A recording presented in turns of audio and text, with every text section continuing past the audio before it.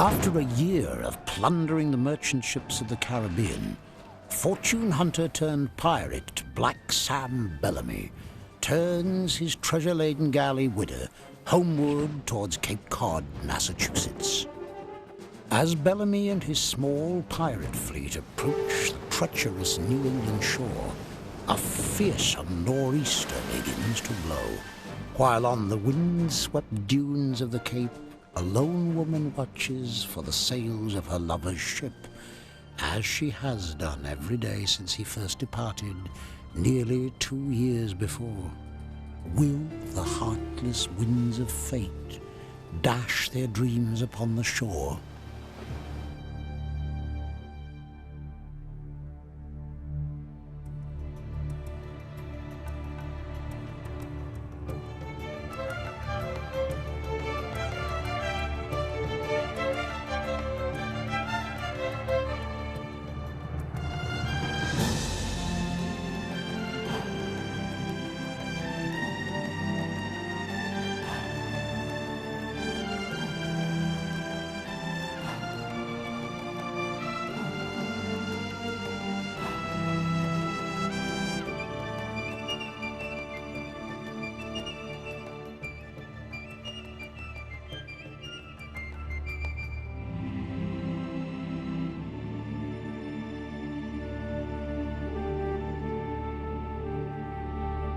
The Witch and the Pirate Prince.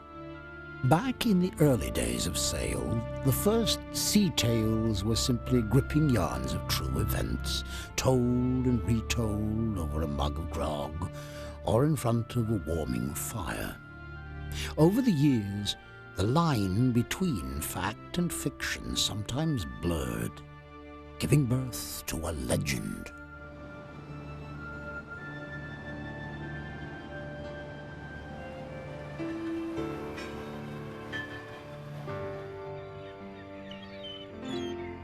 There's a tale that's been told by generations of mariners on Cape Cod, Massachusetts, a tiny spit of land jutting out like a bent elbow into the vast Atlantic Ocean. They say whenever there's a wicked storm, a blinding fog, or a dead calm, beware a pair of glowing eyes in the mist above the waterline. If you see them, you've been cursed by Goody Hallet, the legendary witch of Nauset Beach and the enemy of all sailors. Well, I think any kid that grew up on Cape Cod had heard the story of, Sam Bellamy and his girlfriend, the Witch of Billingsgate. Today, even people talk about, ships wrecking on the back of the Cape and, well, Goody Hallet did it.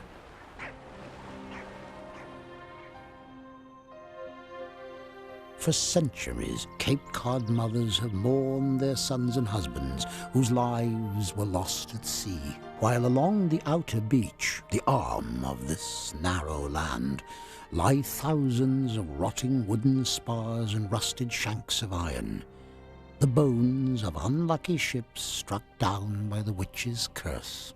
There's just been many stories about her that have been handed down through the years about her causing storms and causing sailors to be washed ashore and killed, causing boats to be wrecked. The sailors were all superstitious people, and they believed these myths about Goody.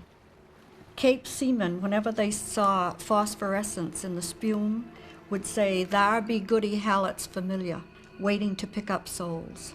The image of a witch who lures hapless sailors to their doom recurs again and again in the lore of this ancient land. But who was Goody Hallet, and how did her legend begin? Is she a figment of a sailor's fevered dreams, or was she once a real woman? It's a story that's enshrouded in fog, and it lends mystery. And I think that the people who have been here the longest know that it springs from something that really happened. The oral histories began as early as 1717, the written records start in the 1790s, yet historians and storytellers still disagree about whether Goody Hallet ever existed. But what we don't know about the real Goody Hallett, we do know about the first ship whose wreck she was said to have caused, the most famous shipwreck on all of Cape Cod, the Whydah, the treasure-laden pirate galley that sank off the coast of present-day Wellfleet on April the 26th, 1717. By piecing together the history and archaeology of the Whydah's wreck and comparing it with generations of oral histories, a timeless sea tale emerges.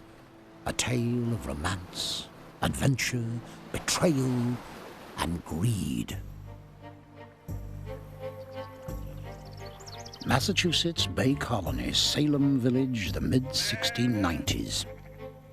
This quiet but repressive Puritan settlement was about to become the setting for one of American history's most senseless persecutions.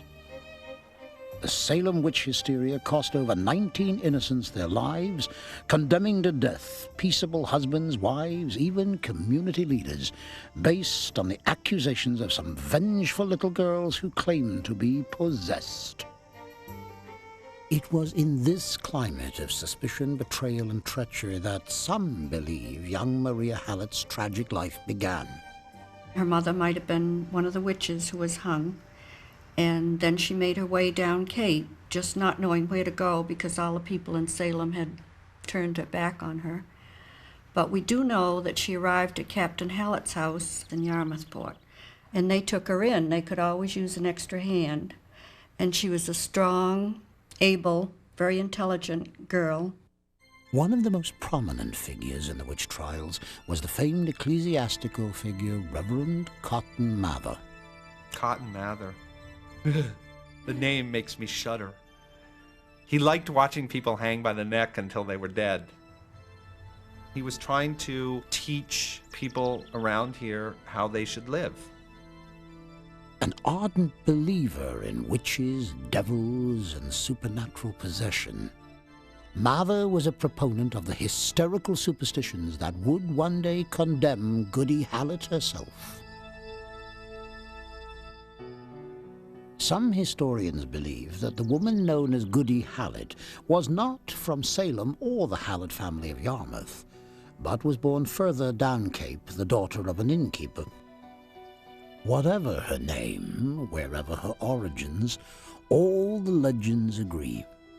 Goody Hallett grew into a sensitive, yellow-haired girl with eyes like the sea and an angelic voice like the soothing rhythm of the surf upon the sand. Her ethereal beauty and her talents at the loom became known all the way from Yarmouth to bustling Eastham town.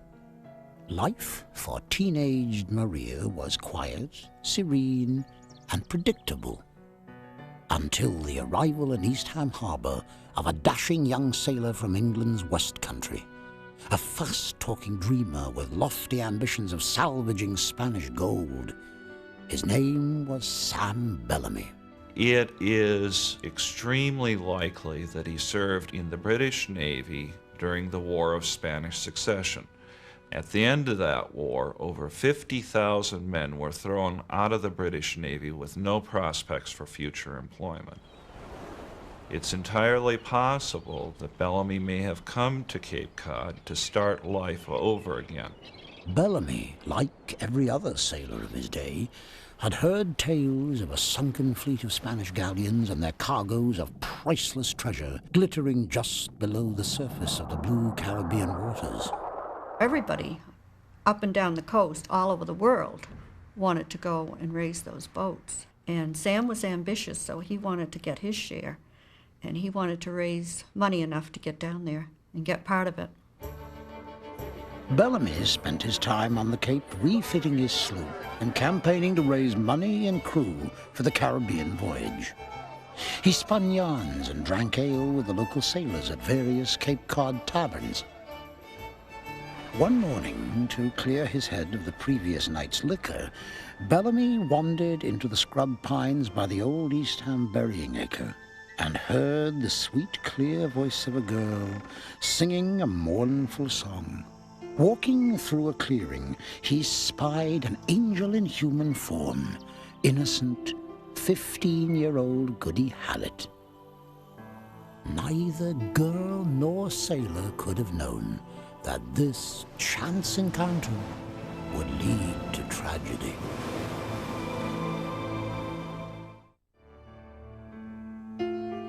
Maria Hallett had never before seen a lad like Black Sam Bellamy, with his dark hair and haunting, dream-filled blue eyes.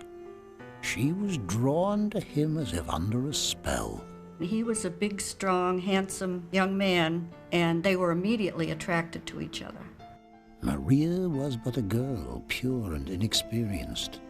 Bellamy was a sailor in his 20s, well-versed in the ways of the world. Beneath the apple tree near the old burying acre, he seduced the blonde-haired maid with talk of love, adventure, and faraway lands. They were inseparable during his short time on the Cape, and he promised he would return to make her his bride. He would arrive in a proud, white-sailed galley, riding heavy with the treasure that swelled in her hold below. Then, he swore, man and wife would sail away together to rule as king and queen over an idyllic West Indian isle. He wooed her, made love with her, and was gone the next day, them having declared undying, I will come back and take you to be a rich woman in Paris kind of stuff in one day. So that's possible. That is possible. I mean, we still believe in love at first sight, where it happens right away and it happens forever. All too soon, the fairy tale was over. It was time for Sam to leave.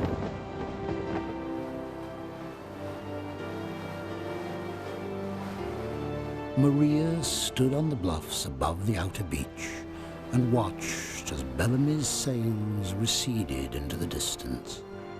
With all her heart, she believed his promise. He would come back to her. It wasn't long before Maria Hallett, barely 15 in a strict Puritan town, realized she was pregnant with Sam Bellamy's child. While Maria Hallett's austere Cape Cod life was crumbling around her, her prodigal lover Sam Bellamy was on board his ship, prowling the Florida coastline and the inlets of the Caribbean. During the journey south, he met a New England adventurer, Palsgrave Williams, and the two set out together to seek their fortunes. He takes off.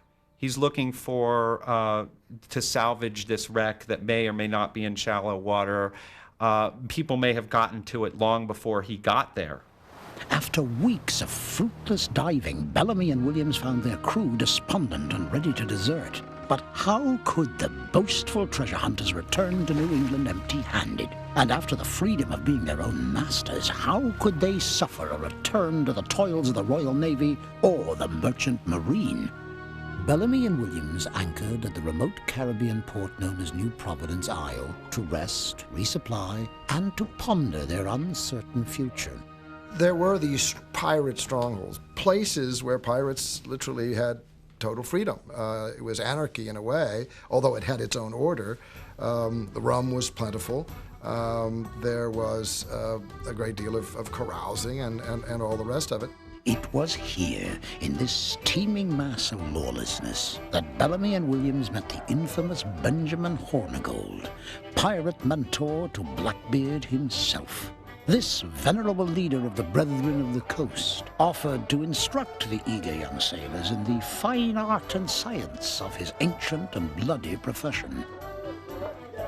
There, amongst the rough and ready rabble of New Providence, Sam Bellamy and Palsgrave Williams made a brash and fateful decision to go upon the account, to turn to the dangerous but often profitable career of piracy. Joining the crew of Ben Hornigold's sloop Mary Ann, Bellamy and Williams set out on their first opportunity to plunder the Caribbean seas. Ben Hornigold was a mentor to many of the pirates of the early 18th century. Many an up-and-coming buccaneer learned his trade from Ben Hornigold. From Ben's point of view, though, Bellamy learned a little too quickly.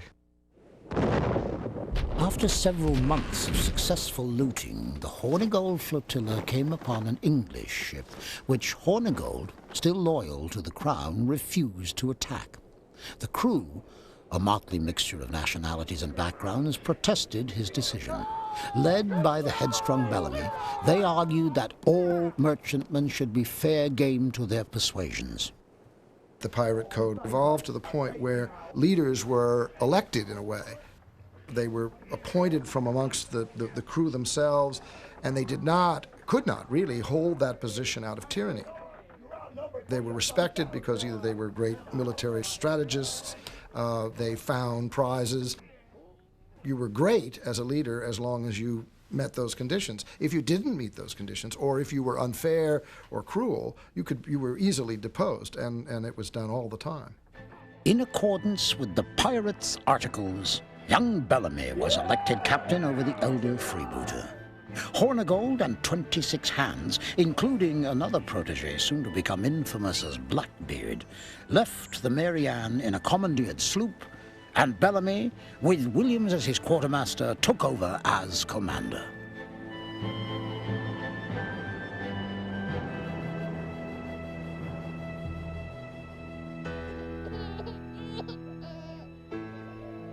Nine months had now passed since Sam Bellamy sailed out of Cape Cod, promising to return. While the young pirate captain was triumphantly striding the decks of his first official command, Maria Hallett was giving birth to his child. In Puritan New England times, that was a terrible sin. Everybody was shocked. She hid the secret until the very end. Some old-timers say the child was a boy, the mirror image of his black-haired, blue-eyed father. She kept him hidden in a nearby barn, sneaking away to feed him whenever she could.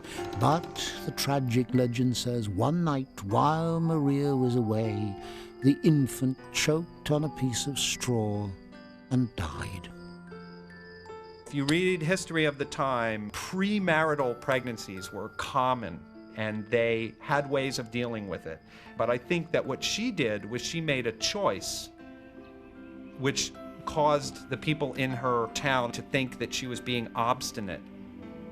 She wasn't going to marry anybody local who was willing to marry her and make it okay. She wasn't willing to reveal who she had had relations with. These kind of things did not help her. When the baby's body was discovered, Maria, now clearly guilty of adultery, was also suspected of murder. The devastated girl was unceremoniously thrown into the East Ham prison, but for some unexplained reason, its stone walls and iron bars couldn't hold her. She was still weak from having the baby and half sick, but she was very spunky and she escaped. I think that happened 3 times, according to the records. Probably she charmed the jailers. She was a very charming girl, very beautiful. There was nothing shy about Goody. Eventually, the good people of Cape Cod must have grown tired of all the effort it took to keep chasing and recapturing this sad, fallen girl who could always be found on the dunes, desperately scanning the horizon for Sam Bellamy's sails. Some began to whisper that it was the devil himself who released her from her prison cell, and he waited for her on the dunes. Her many escapes, her mysterious history, and her headstrong ways earned her the reputation of being a witch. Strong women in those days were looked upon as suspect because most of the Puritan women were very shy, retiring people with their little gray bonnets and kept their mouths shut and didn't answer back. And Goody wasn't like that. The rumors spread. Eventually, the superstitious townspeople released Goody from prison and stoned her into exile. She built herself a small hut on the cliffs by the turbulent outer shore, where she could watch day and night for the return of the only man who could redeem her from her shame. By the winter of 1716, a lone figure wandered the dunes of the Cape, maintaining a constant vigil, heedless of wind or weather. Exiled as a witch, Maria Hallett waited for her lover to return, innocent of the fact that Sam Bellamy and his crew had turned from treasure hunters into full-fledged pirates. Black Sam Bellamy wasn't heading back to Cape Cod anytime soon. He'd taken to the pirate's life with a passion, and was discovering that he had a singular flair for it as well. Samuel Bellamy appears as a pirate in British governmental documents around March of 1716. From that point onward to approximately April of 1717, he and pirates operating with him took approximately 54 vessels. By the time Bellamy turned pirate, the notoriety of cutthroats like Henry Morgan and Nicholas Van Horn had preceded him. Sam had very little need to resort to violence when he descended on a prize. Their reputation preceded them, if you will. A crew spotting a pirate ship would realize that they had really only two choices, die or join the pirate crew. And they frequently did, because, in fact, they may have been under a tyrannical captain, and this was a very attractive alternative to them. Bellamy was young, he was brash, he was daring. Though he hadn't been pirating long at all, he had the gift for which every buccaneer prayed. He was lucky. In a vast expanse of ocean, he seemed to have a sixth sense for finding exactly where the best prizes lay. I really hate to deflate myths about pirates, but as far as we know, of those 54 vessels that Bellamy captured, only 2 of them put up any resistance. He was only in 2 sea battles that we know of, and those were pretty tame affairs compared to what we might see on the big screen. In December of 1716, the pirates fell upon the St. Michael from Bristol, England. Needing a carpenter for their fast-expanding fleet, they forced into service a 22-year-old Welshman, Thomas Davis. Davis begged Bellamy to let him go free. Bellamy put it to a vote with the crew, who adamantly refused. Davis and another captured shipmate, Thomas South, whispered of a plan to escape together at their first opportunity. Merchant Gallia port, 3 leagues away. February 1717. From high in the crow's nest came the lookout's call. The pirate entourage was approaching a merchant galley a few leagues off their port bow.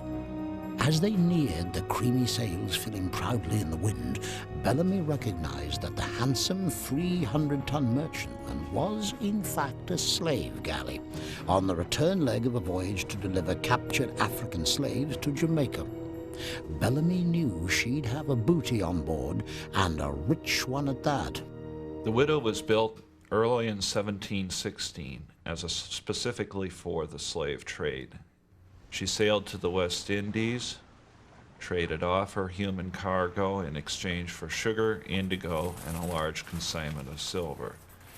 She was headed home to London through the Windward Passage when she was spotted by the pirates under Sam Bellamy, who promptly gave chase. The Whydah was a fast vessel for her size, capable of making up to 13 knots in short sprints. It took Bellamy's pirates 3 days and 3 nights to catch up with the massive vessel. Once they did, she put up little resistance upon seeing the Jolly Roger. Bellamy, Williams, and crew were soon canvassing her impressive decks. In the hold, they discovered an astonishing cargo, including gold, silver, and ivory, the Whydah's blood money for trading in human flesh. Bellamy wasted no time in claiming the swift and sparkling Whydah as his flagship. Now, with the fearsome 28-cannon galley carrying him over the waves, piracy was easier than ever, and Sam Bellamy was at the peak of his form.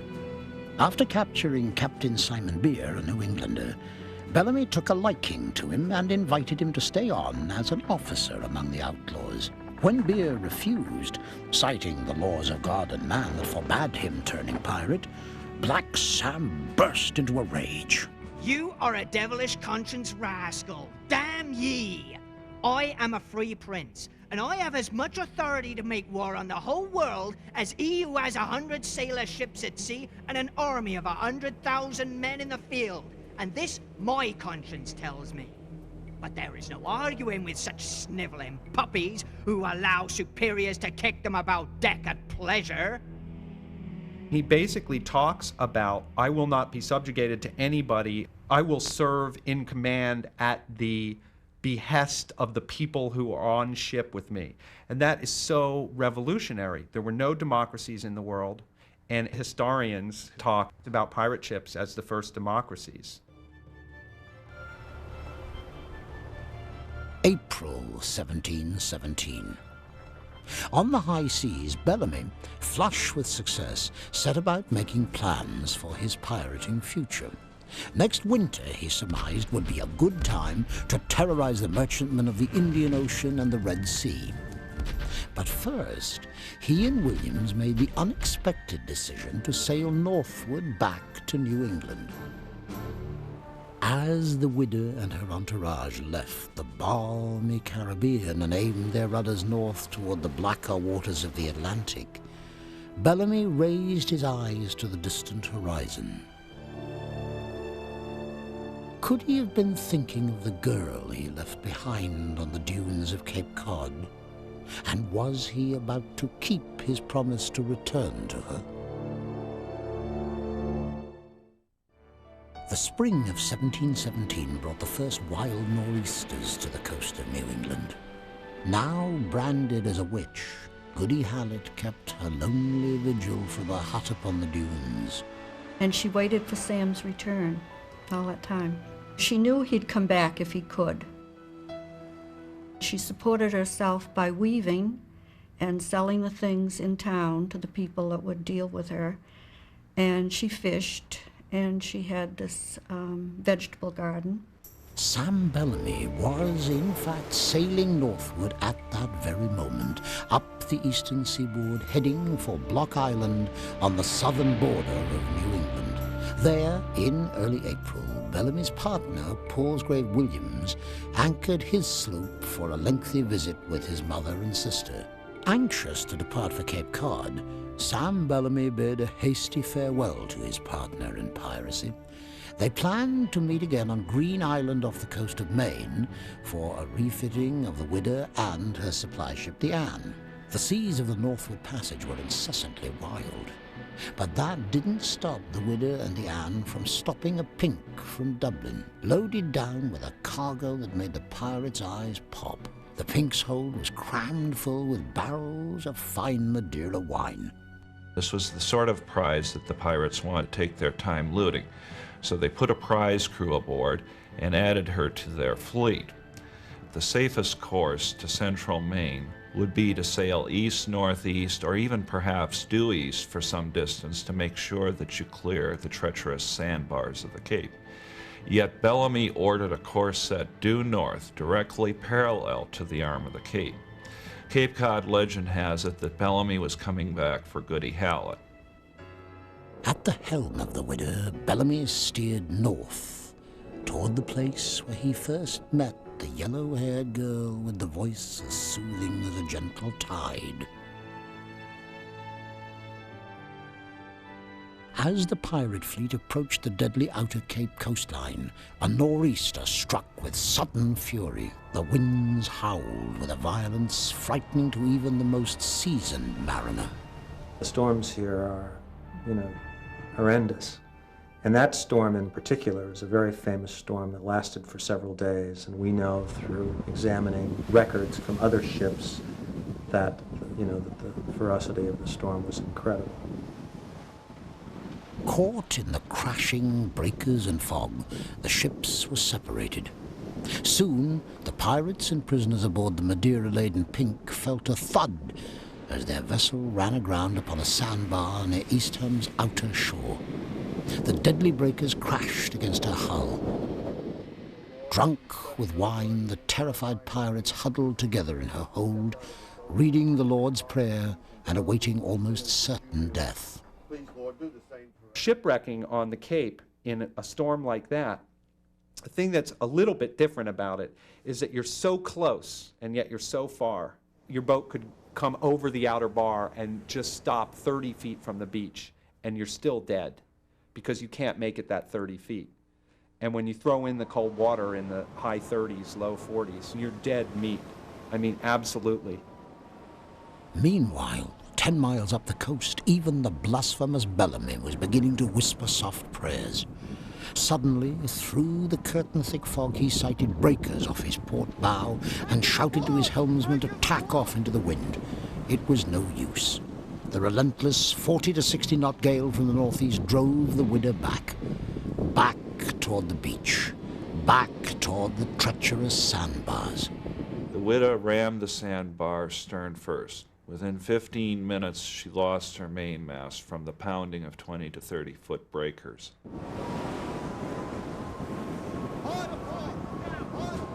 Aboard the Whydah, Bellamy and crew lurched forward upon impact. Realizing that his bottom-heavy galley was heading directly toward the deadly shore, the pirate prince shouted orders, telling his crew to drop anchor to stop the drift, a desperate last-ditch maneuver.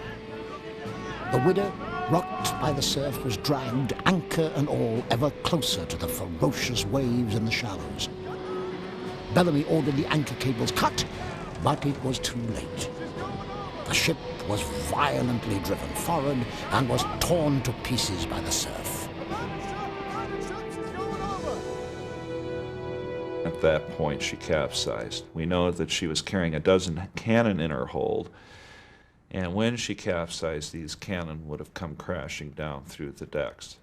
Not only that, but they were heavy enough to knock out horizontal support beams of the vessel as well. So as the vessel is being gutted from the inside out, the hull is being torn apart in the breakers.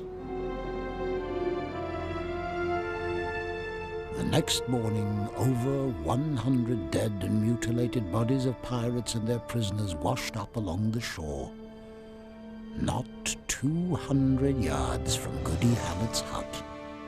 I have this picture in my mind's eye of Maria Hallett getting up in the morning and walking to the edge of the cliff and looking down and seeing, a ship stranded on a bar offshore, breaking up in the surf, and dozens of sailors strewn about the beach drowned.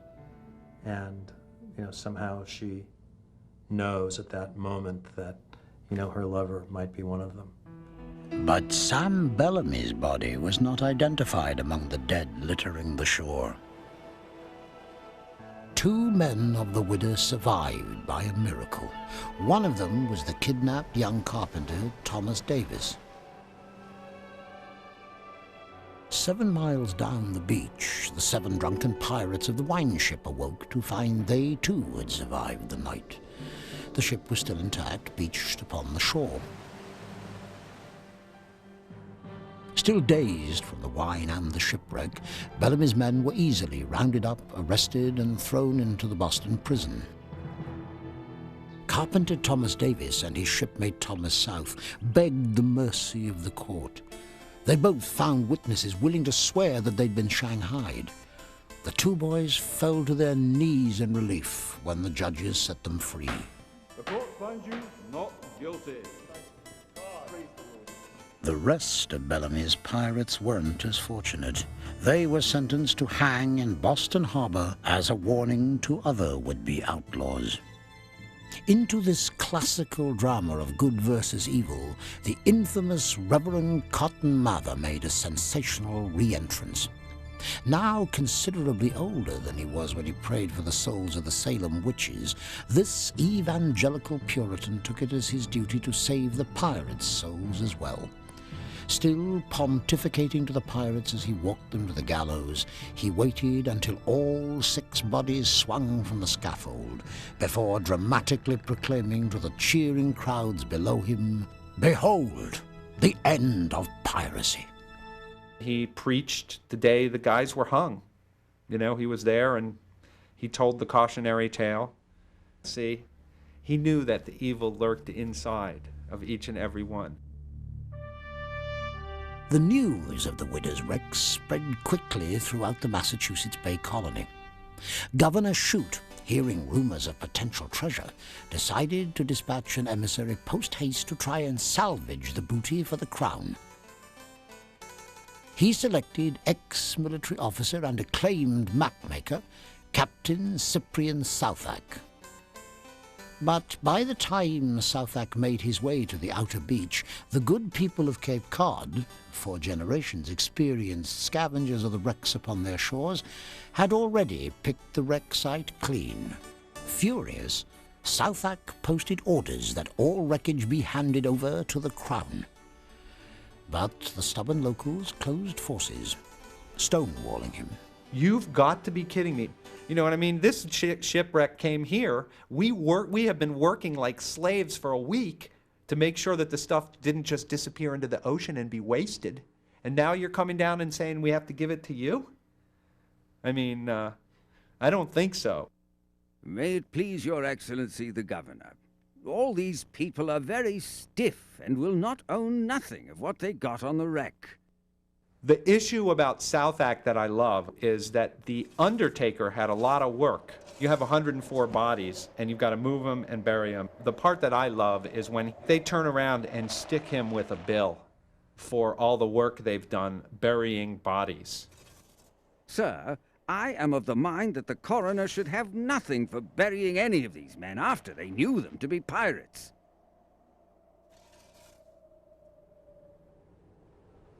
Southwark's quest to recover the treasure from the surf was meeting an equally frustrating end. The storm-tossed seas raged above the wreck for weeks, thwarting all attempts to salvage her remains. The venerable mapmaker returned to Boston with only 2 anchors, 2 great guns, and some junk from the Whydah, sold by the Admiralty at public auction. All Southwark got for his troubles was a head cold and a permanent dislike for the stubborn natives of Cape Cod. Meanwhile, high upon the dunes, Goody Hallett watched as the sea and the sands gradually buried the last pitiful wooden ribs of the once proud widow's hull. Down in the village, the townspeople began to whisper more rumors. Strange tales of devils, ghosts, and witches.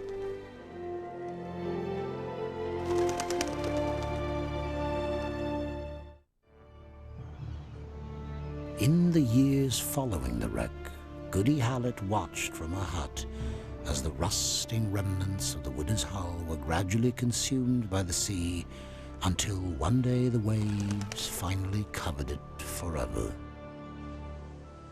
It was so close. It was Sam Bellamy definitely coming back to find Goody Hallett, to claim his lost love. I think he never forgot her, and that's when he was coming back to get her. And she was on the dunes that night, which she probably was, and heard the ship break up. And he was there, and they were only a few hundred yards away. That's fate. Scary. Over 100 pirates were buried in the dunes by the East Ham coroner. Sam Bellamy's body was never recovered. One version has it that Sam survived, and Goody found him, and together they made their way down to Provincetown, which in those days was a haven for pirates and cutthroats and thieves, and they could easily live down there and undetected. Another version is that Sam died in the wreck along with everybody else. It's been a constant feature of legends about the Whydah that after the wreck, a strange man would come to the Cape and haunt the general area where the Whydah sank. Some legends have it that this was one of the pirates from the Whydah who somehow made it ashore and hoped that someday the shifting sands might reveal her treasure. Sometimes the legends say that this man was Bellamy himself. Whether Bellamy escaped or went down with his ship will forever remain a mystery.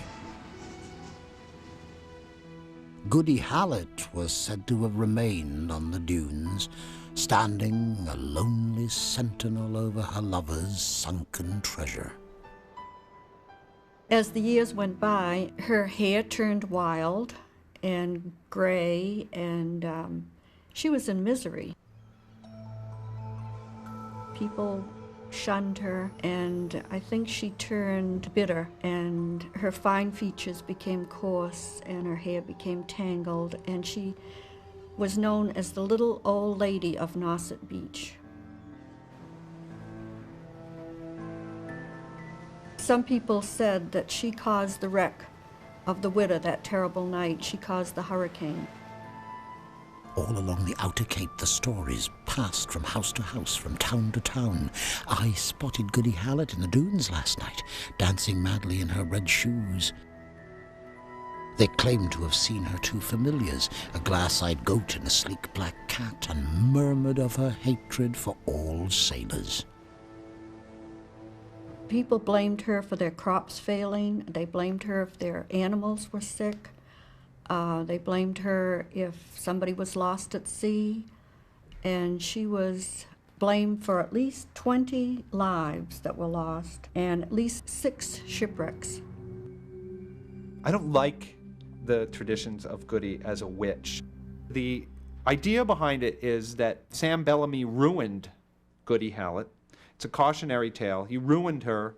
She was so angry and wanted revenge so badly that she made a deal with somebody who could give her a lot of power, some supernatural being. And she spent the rest of her time destroying and wreaking ruin on sailors. But I see her as loving sailors. They represented escape and a broader life and everything. The years passed very slowly, and the legends became more and more bizarre.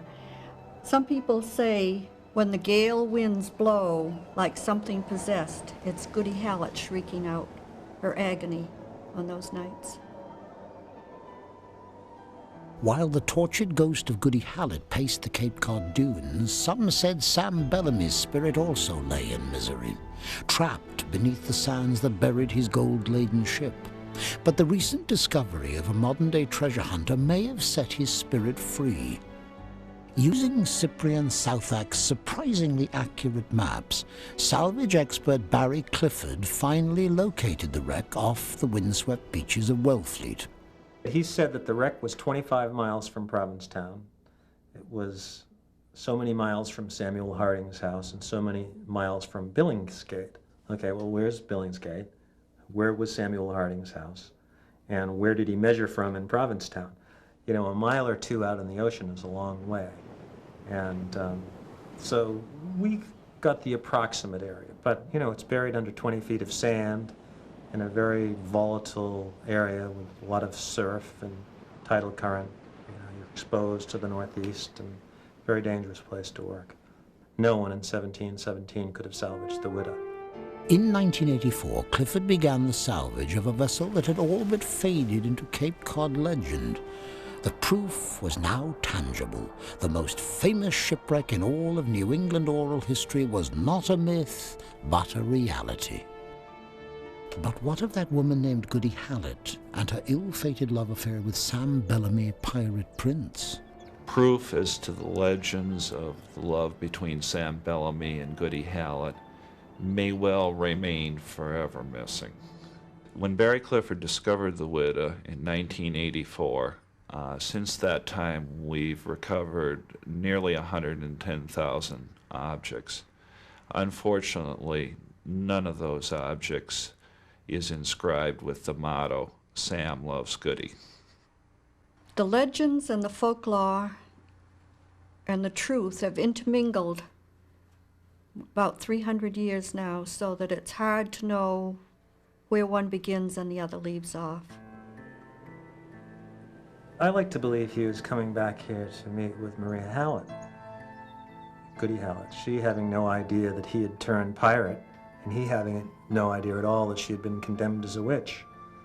And he drowned at her very doorstep, you know, with this incredible ship filled with, you know, the cargo of over 50 different vessels. That's the story that, I was told, and I'm sticking with it. Cape Cod lore has long maintained that the ghost of Black Sam Bellamy stood sentinel over his treasure, buried beneath the gluttonous sands of the outer arm of Cape Cod. Cape Cod is a land of mists. It is a land of rapid change. So what's going to happen to an oral tradition over 300 years? It's just going to take on all kinds of forms. Both eternal and ever-changing, a legend ebbs and flows with the tides. Now that Black Sam's treasure has been plundered, perhaps his spirit has been freed. Perhaps after these 300 years he can at last be reunited with the beautiful maiden with eyes like the sea, with the girl to whom he promised he would return, until the shifting winds of fate threw his luck upon the shore.